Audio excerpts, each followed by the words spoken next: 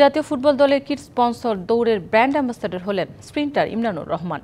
দীর্ঘদিন পর ট্র্যাকে ফিরে এসএ গেমসের স্বর্ণজয়ের স্বপ্ন বুনছেন বিলেত প্রবাসী এই স্প্রিন্টার। ইনজুরির দোহাই দিয়ে জাতীয় দলের ক্যাম্প থেকে বাদ দেওয়া হলেও এশিয়ান ইনডোরের স্বর্ণজয়ী এই অ্যাথলিটের পাশে দাঁড়িয়েছে বাংলাদেশ নৌবাহিনী। ডিবিসিকে দেয়া একান্ত সাক্ষাৎকারে পাওয়া না পাওয়ার কথা জানিয়েছেন ইমরানুর রহমান। কদিন আগে দীর্ঘ 11 মাস পর জাতীয় স্টেডিয়ামে দেখা মিলেছিল অ্যাথলেট ইমরানুর রহমানের।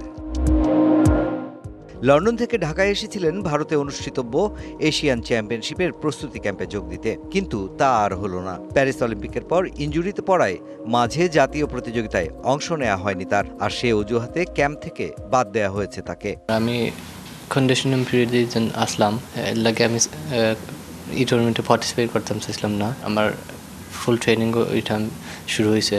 25 বছরের ওয়ারেন্টিযুক্ত দীর্ঘস্থায়ী দরজা প্রোটেক্টর, আধুনিক ও মজবুত দরজা। এই টাইমে আমার প্রিপারেশন পারফেক্ট না হইব, লাগে আমি করছি না। তবে ঢাকায় এসেই সেরে ফেলেছেন জাতীয় ফুটবল দলের কিট স্পন্সর দৌড়ের সাথে ব্র্যান্ড অ্যাম্বাসেডরের চুক্তি, যেখান থেকে লাভবান হবার আশা দুপক্ষেরই। এটা 6 মাসের একটা কন্ট্রাক্ট, এরপর এটা আশা করছি আরো এক্সটেন্ড হবে। উনি আমাদের থেকে একটা ফিক্সড অ্যামাউন্ট 6 মাসের জন্য পাবেন। ফেসটা হবে হচ্ছে ইমরানুর রহমান।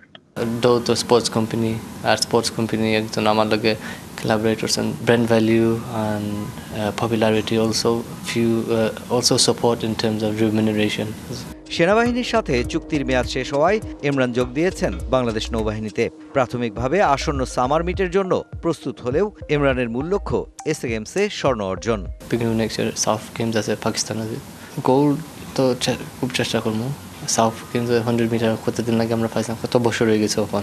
জাতীয় দলে জায়গা না হওয়ায় অভিমানে সংক্ষিপ্ত হয়েছে এই গতিমানবের ঢাকা সফর। এখন ইংল্যান্ডে নিজের ব্রিটিশ কোচের অধীনেই অনুশীলন করবেন ইমরান। সামার মিট বা বাংলাদেশ গেমসে নিজের পারফরমেন্স দিয়েই এসএ গেমসের লাল সবুজের দলটায় জায়গা করে নিতে চান বাংলাদেশের অ্যাথলেটিক্সের এই নক্ষত্র। Mushfiqur Rahman, DBC news, Dhaka.